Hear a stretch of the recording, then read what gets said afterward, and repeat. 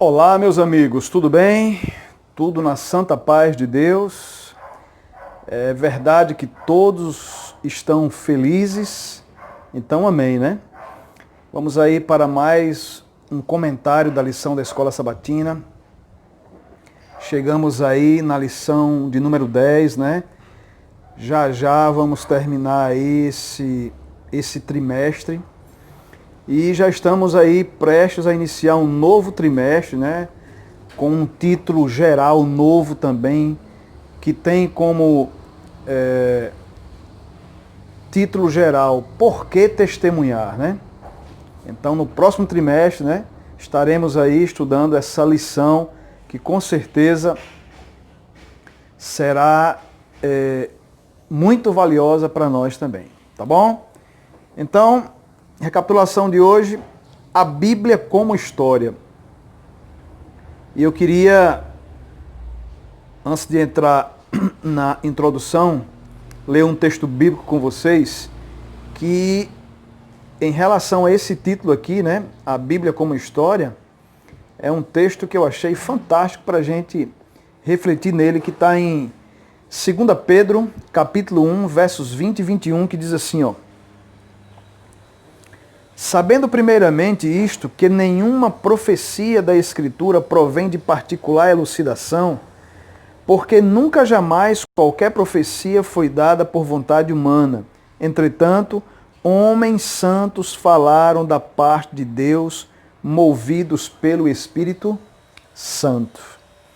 Então, só por esta mensagem, por este texto, já dá para a gente imaginar, né, quais características tem a Bíblia como história, não é?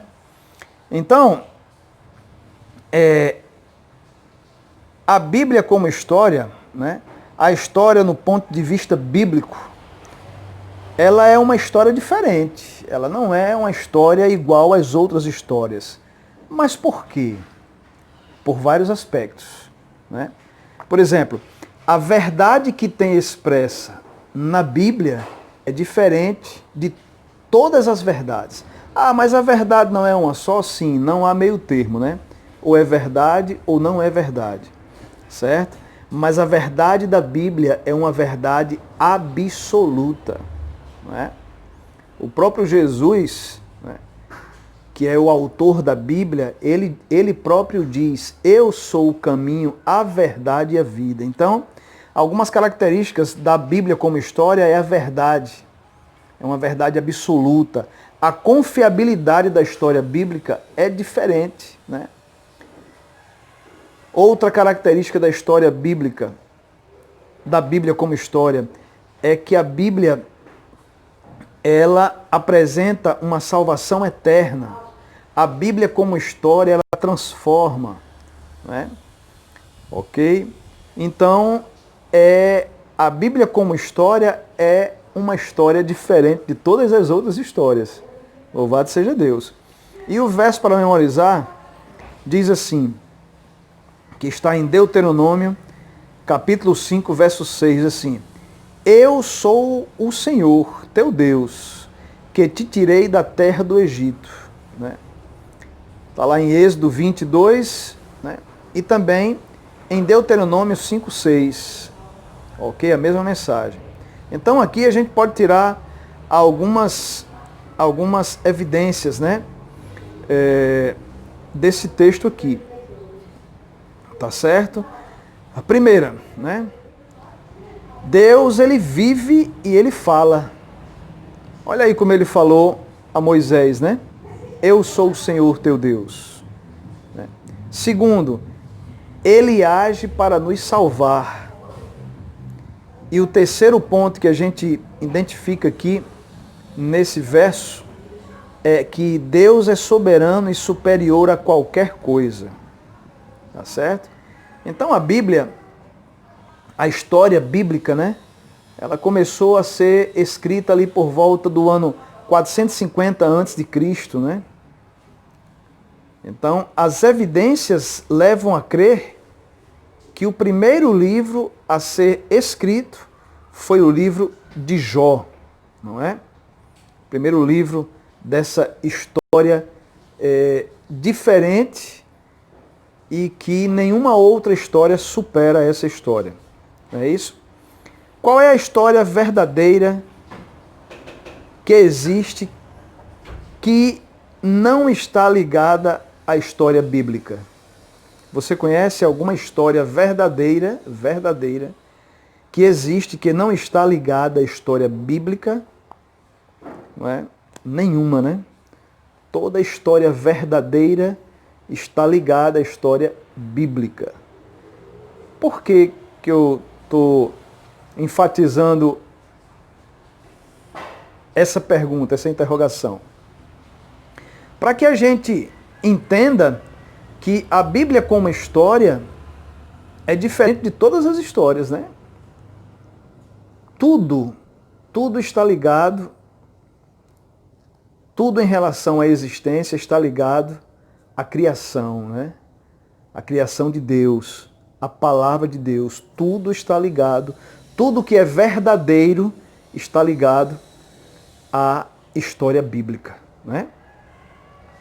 A natureza histórica das Escrituras é uma característica que a distingue dos livros sagrados de outras religiões. A Bíblia admite um Deus que age pessoalmente na história. Ela não tenta provar essa existência.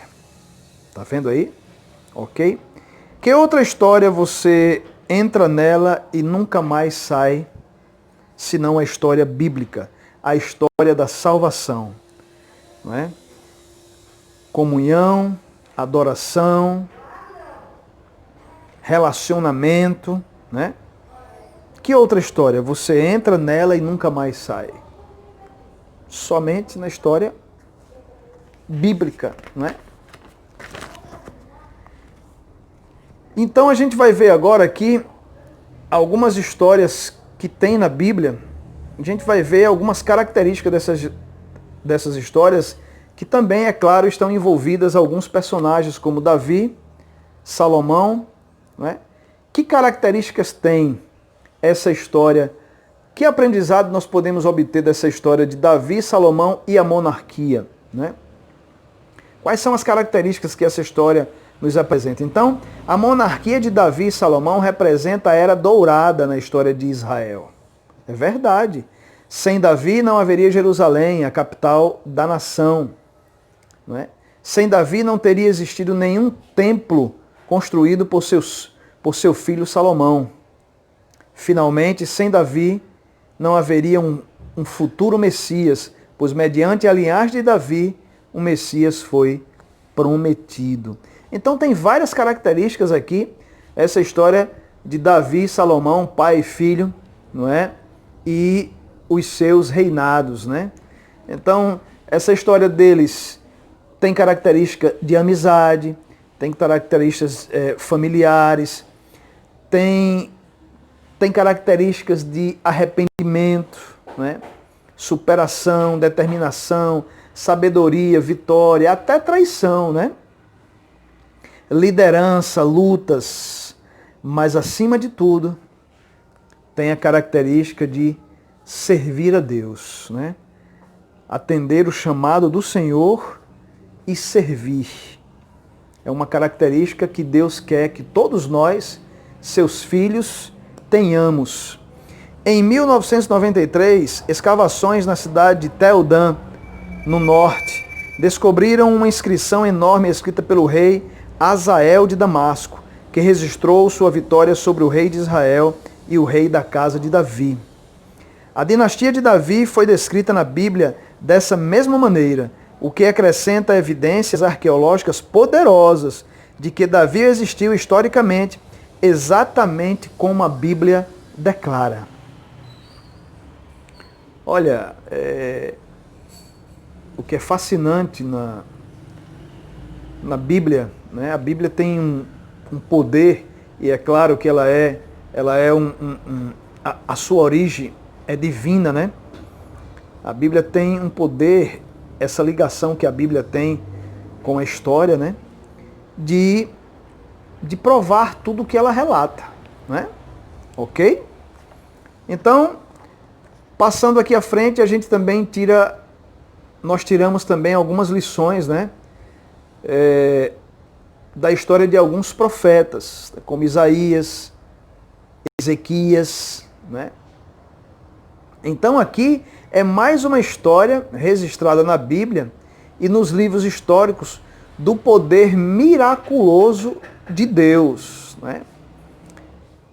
Isaías, o profeta Isaías, Ezequias e Senaqueribe, que era um rei assírio, né? Essa história aconteceu ali pelo ano 14º do rei Ezequias, né? O rei Senaqueribe, ele tentou desafiar a Deus, né? E ele terminou derrotado e sendo morto pelos próprios filhos. Tá certo? Então aqui a gente percebe nessa história a intervenção poderosa de Deus. Em 701 a.C., Senaqueribe, né, atacou Judá. O relato foi registrado nas Escrituras. Essa história também foi relatada de várias maneiras pelo próprio Senaqueribe. Esse rei, ele era vaidoso, arrogante. Ele era presunçoso, né, vaidoso. Ele achava que era tudo, né? Em seus anais históricos descobertos na capital de Nínive, ele se vangloriou. Ele dizia assim, sitiei e conquistei 46 das cidades fortificadas de Ezequias. Era fabuloso, né, como se diz. Inúmeras aldeias menores em sua vizinhança. Só que, em toda essa situação, né, nesse período lá, que eu já mencionei aqui, o rei Ezequias, que era um rei temente a Deus, ele fez uma oração poderosa e Deus a ouviu, né? Deus ouviu. Deus deu atenção à oração do rei Ezequias. De fato, Jerusalém foi sitiada, mas a Bíblia registra que o cerco durou apenas um dia. Quando o anjo do Senhor livrou seu povo, como Isaías havia predito, né? Pelo que assim diz o Senhor acerca do rei da Assíria: não entrará nessa cidade, nem lançará nela flecha alguma, não virá perante ela com escudo, nem há de levantar tranqueiras contra ela. Pelo caminho por onde vier, por esse voltará, mas nessa cidade não entrará. Promessa, sabe de quem? De Deus.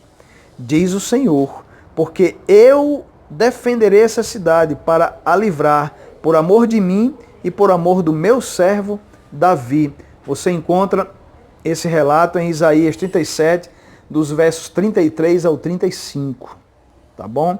Então a prova final entre o Deus do céu e os deuses dos assírios, né, foi demonstrada na libertação do povo de Deus. Ele viu os atos de agressão da Assíria e ouviu a oração de Ezequias. Deus, com certeza, sem sombra de dúvidas, ele age na história. Sempre agiu e continuará agindo. Você tem tido aí muitas interrogações no que será da humanidade. Você tem tido muitas interrogações de qual será o futuro do povo brasileiro. Você tem tido essas interrogações? Saiba que Deus, ele age sim na história. Tá certo? Então,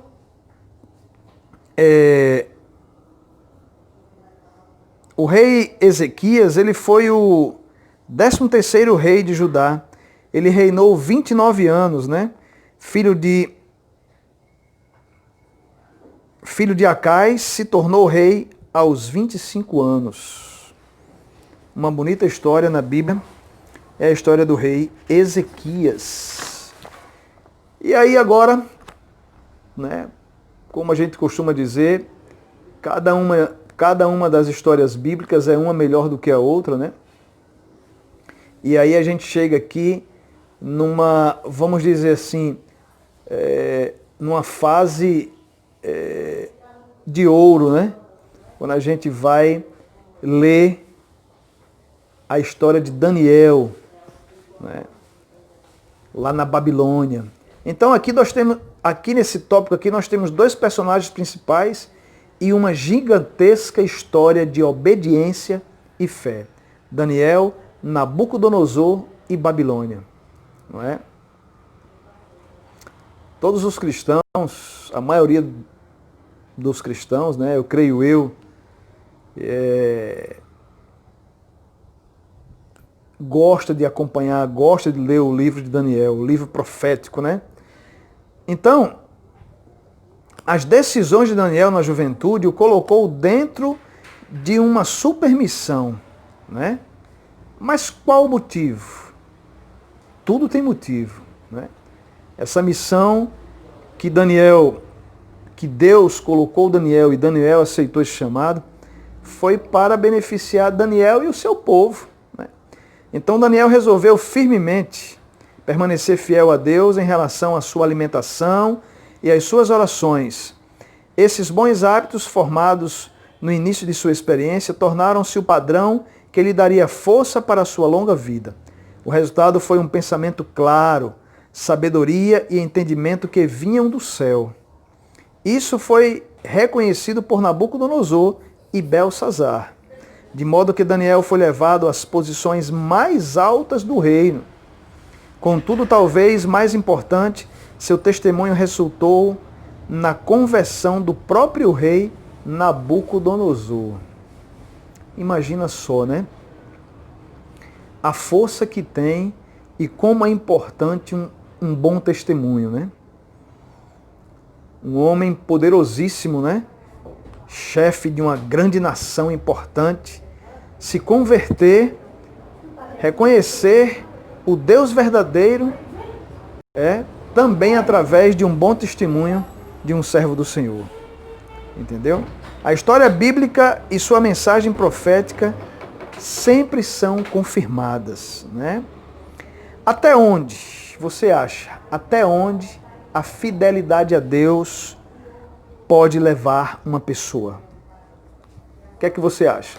Até onde a fidelidade a Deus pode levar uma pessoa? Ok. Se você respondeu até o céu, parabéns, é verdade. A fidelidade a Deus leva uma pessoa para o céu. A fidelidade a Deus, a obediência constante, né? O amor genuíno, verdadeiro, sincero, coloca a pessoa na vida eterna. Tá certo? E aí, vamos falar agora do Jesus histórico. Que coisa, né? Como encaixa esse título aqui, o Jesus histórico. Jesus, ele não tem como não ser histórico. Ah, mas por quê? Por que não? Como é que Jesus poderia não ser histórico se ele é o Criador de todas as coisas? Entendeu aí? Jesus, ele é o Criador de todas as coisas. O mundo não seria mundo sem a história de Jesus. O mundo não seria mundo sem as atitudes, né? Sem o amor, né? Sem a criação de Cristo. Então, para começar, a história de Jesus é a mais lida de todas as épocas. Então, tem como Jesus não ser histórico? Não tem, né? Não tem como Jesus não ser histórico. Então aqui, pede para a gente ler aqui alguns textos de Mateus 26, João, né? E faz uma pergunta para a gente, para que a gente pesquise e reflita em algumas histórias de Jesus. E aí fala aqui de Caifás. Quem foi Caifás? E qual foi seu papel na morte de Cristo? Ora, Caifás foi um sumo sacerdote, né? E instigou uma conspiração para matar a Cristo, o Filho de Deus. Em 1990, uma tumba familiar foi descoberta ao sul de Jerusalém, contendo 12 ossuários, né? Muitos estudiosos, eles acreditam que essa tenha sido a tumba e caixa de ossos de Caifás, o sumo sacerdote tão diretamente envolvido na morte de Jesus. com o nome de Pôncio Pilatos, governador da Judéia sob o imperador Tibério César, foi encontrada em uma pedra no teatro de Cesareia Marítima. Assim, em ambos os casos, algumas das principais figuras que envolvem a morte de Cristo foram confirmadas pela história. São muitas evidências, né? São fatos, né? São coisas incontestáveis, né? Que a história, vamos dizer assim, bate o martelo, né? Que história tem causado mais efeitos de salvação do que a história de Jesus? Nenhuma outra, né? Que história tem ajudado mais as pessoas a serem felizes? Nenhuma outra. Nenhuma outra do que a história de Jesus, né? Você que me ouve agora, você que me assiste agora, você está me assistindo por quê? Por causa da história de Cristo, né? Então é maravilhoso. Fé e história. Quando a fé nasce na alma, é bem certo de que já existe uma história, né? Na vida daquela pessoa. Mas é aí que percebemos que a história com a fé é realmente outra história. Não é? O que é que eu estou querendo dizer, para não emboloar muito aqui o meio de campo? Não é? Todas as histórias dos seres humanos, sem a fé, é uma coisa, mas com a fé é outra coisa totalmente diferente, né?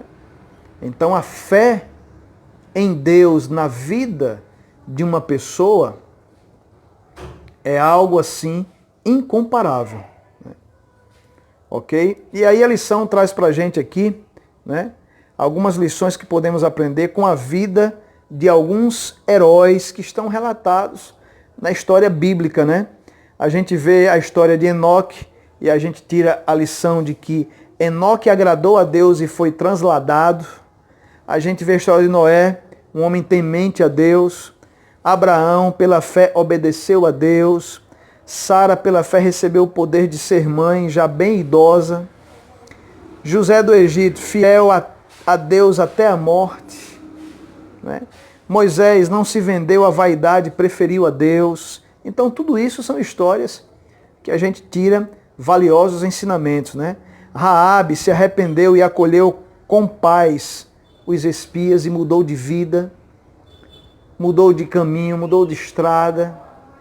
E Sansão se deixou ser usado por Deus e livrou seu povo das mãos dos filisteus. Olha, irmãos, é algo muito valioso. A história bíblica, as histórias bíblicas. Sabemos tão pouco sobre como nossas decisões afetarão a vida de inúmeras pessoas nesta geração e nas que estão por vir. A gente sabe muito pouco sobre isso, né? O quanto é importante o meu testemunho, o seu testemunho. Tudo que nós fazemos todos os dias, seja de bom ou de ruim, causa algum efeito, né? Se você joga um papel de bala pela janela do carro, isso vai causar um efeito. Ok? Se você olha para uma pessoa, para um idoso, uma pessoa que está precisando e você expressa um sorriso, isso vai causar um efeito. Se você ajuda alguém a atravessar uma rua, então tudo que nós fazemos, a partir do momento que a gente abre os olhos pela manhã, tudo causa um efeito. Agora, pode ser positivo e pode ser um efeito negativo, mas que causa, né? Então, nós sabemos muito pouco, né? Como nossas decisões afetam a vida das pessoas, né? Nós não podemos tirar da Bíblia os elementos sobrenaturais que a Bíblia tem. Né? Como que a Bíblia fosse... eu quero dizer assim, tem pessoas que querem tirar, né, os poderes sobrenaturais da Bíblia como que a Bíblia fosse um livro comum. E a gente sabe, né, que a Bíblia não é um livro comum. Né? Os efeitos que a Bíblia causa na vida, no caráter, na personalidade, na alma de uma pessoa, são sim efeitos sobrenaturais. Né? Efeitos divinos. Ok? Então, eu quero concluir dizendo que a Bíblia é a história mais antiga e abrangente que a humanidade possui.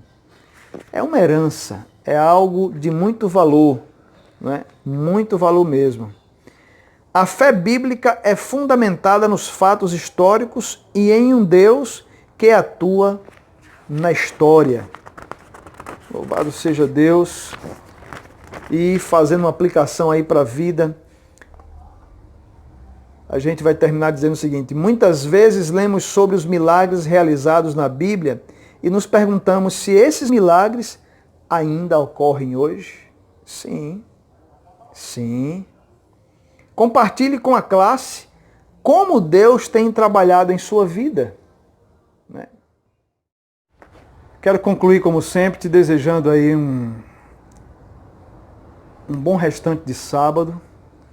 Desde já uma feliz semana, que apesar dos pesares, apesar dos acontecimentos, todos nós possamos ser felizes, que possamos estar todos crescendo a cada dia, buscando o Senhor, aprendendo sobre Deus, sobre Jesus, sobre o Espírito Santo, tendo comunhão, fazendo os cultos matinais, vespertinos, não é? Valorizando cada segundo que estamos com a nossa família, ok?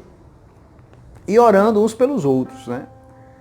Orando por nossa nação, por toda a humanidade, para que em breve toda essa fase difícil que tem passado o planeta,